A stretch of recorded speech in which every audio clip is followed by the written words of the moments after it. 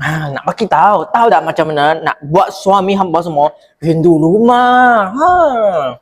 Makan dulu. Wah, sedap gila, tak boleh tahan.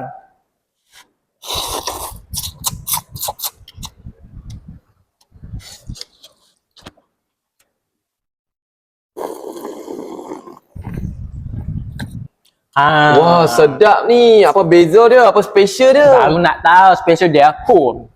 Memang special sangat sebab paste perenca dia buat daripada bahan original tu, bahan semua jadi. Ui, banyak lah bahan dia. Macam ni masak berapa lama? Mesti kena 6 jam lama. Tapi yang itu untuk orang lain. Untuk hamba semua tak payah. Sebab kita dah siap sediakan paste perenca sejati macam ni, paste kari. Macam ni tak pakai powder lah.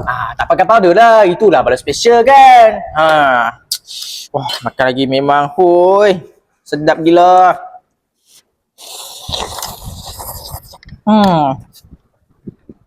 Minum sup sikit.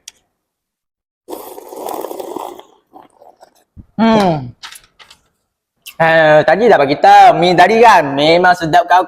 Sebab yang tu lah boleh buat suami hampa semua rindu rumah. Nak beli dekat mana ni? Senang lah kita punya nyonya 3 kari mi tadi. Nak beli dekat bawah beg kuning aja. Dah ada. Untuk sekarang bagi lagi harga tripek tau. Harga tripek lagi?